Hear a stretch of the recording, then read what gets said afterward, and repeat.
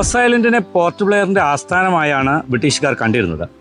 അവരുടെ തന്ത്രപ്രധാനമായ ഒരു പോയിന്റായും അതോടൊപ്പം തന്നെ സകല സർക്കാർ ഓഫീസുകളും പ്രവർത്തിച്ചിരുന്ന ഒരു ആസ്ഥാന കേന്ദ്രമായും ചില വൈസ്രോയിമാരുടെ വീടുകളായുമൊക്കെ ഇവിടെ ധാരാളം കെട്ടിടങ്ങളുണ്ട്. ആ കെട്ടിടങ്ങൾ ഇപ്പോൾ കാലപ്പഴക്കം ചെന്നെങ്കിലും ആ കൊളോണിയൽ ലാൻഡ്സ്കേപ്പിന്റെ ഭംഗി അത് കാത്തു സൂക്ഷിക്കുന്നു.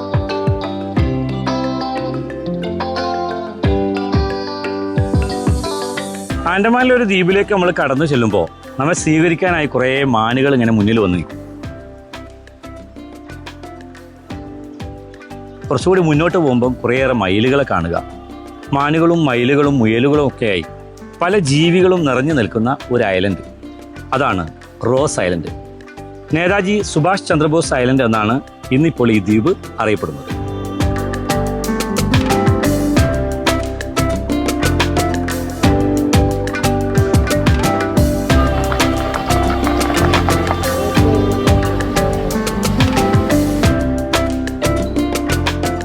ഈ കടൽ തീരത്ത് തല ഉയർത്തി നിൽക്കുന്ന ഒരു കുന്നിൻ മുകളിൽ മനോഹരമായ കുറേ കെട്ടിടങ്ങളും നല്ല കുറേ മരങ്ങളും സുന്ദരമായ ലാൻഡ്സ്കേപ്പും ഒക്കെയായി ഇതിനെ പരിപാലിച്ച സായിപ്പ് ഇതിനെ കിഴക്കിൻ്റെ പാരീസ് എന്ന് വിളിച്ചു.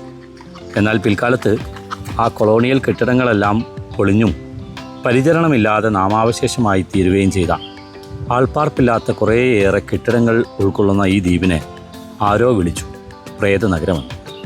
പക്ഷേ ഇപ്പോഴും ഇതിനെ കിഴക്കിൻ്റെ പാരീസ് എന്ന് വിളിക്കാൻ തന്നെയാണ് ഇവിടെ എത്തുന്ന പ്രകൃതി സ്നേഹികൾക്ക് തോന്നുകയുള്ളൂ.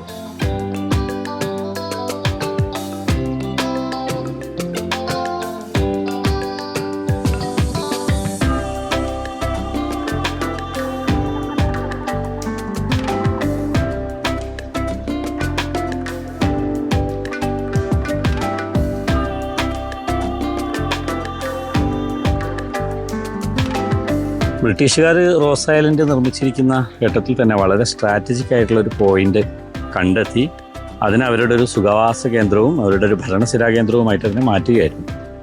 റോസ് ഐലൻഡിൻ്റെ എല്ലാ ഭംഗിയും ചോരാത്ത രീതിയിലുള്ള കെട്ടിട നിർമ്മാണമാണ് അവർ നടത്തിയിരിക്കുന്നത്.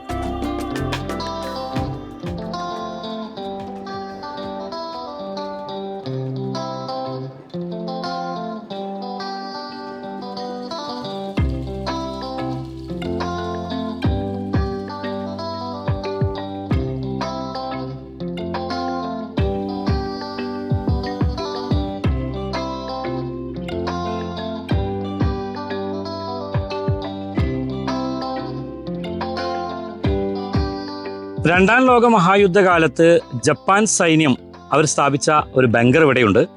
അതായത് സ്വാതന്ത്ര്യ സമരകാലത്തെയും അതിനു മുമ്പുള്ള രണ്ടാം ലോക മഹായുദ്ധകാലത്തെയും ഒക്കെ ചരിത്ര സ്മാരകങ്ങൾ കൂടി ഉൾപ്പെടുന്നതാണ് യഥാർത്ഥത്തിൽ റോസ് ഐലൻഡ്. റോസ് ഐലൻഡിലെ പ്രകൃതി ഭംഗി അതിമനോഹരമാണ്. യഥാർത്ഥത്തിൽ ഈ കടൽ തീരത്ത് ഈ ഉയർന്നു നിൽക്കുന്ന ഒരു കുന്നിൻ ചെരുവിനെ മനോഹരമായ ബംഗ്ലാവുകൾ കൊണ്ടും അവരുടെ കൊളോണിയൽ കെട്ടിടങ്ങൾ കൊണ്ടും അലങ്കരിക്കുക കൂടിയായിരുന്നു സായിപ്പ് എന്ന് വേണം പറയാൻ.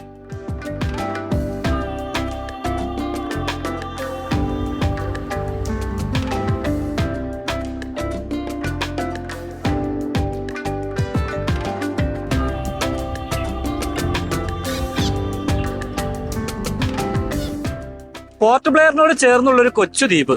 ബ്രിട്ടീഷുകാർ വളരെ മനോഹരമായി അലങ്കരിച്ച ഈ ദ്വീപിന് പേരിട്ടിരിക്കുന്നതോ കിഴക്കിന്റെ പാരീസ് എന്ന്. തീർച്ചയായും ഈ ദ്വീപിന് ചേർന്ന ഏറ്റവും അനുയോജ്യമായ പേര് തന്നെയാണ് ഈ പേര്. നമ്മൾ ഈ ദ്വീപിലേക്ക് കയറുമ്പോൾ മാനുകളും മയിലുകളും ഒക്കെയാണ് നമ്മളെ സ്വീകരിക്കുന്നത്. ഇനി നമുക്ക് ഈ ബോട്ടിൽ മറ്റൊരു ദ്വീപിലേക്ക് പോകാം.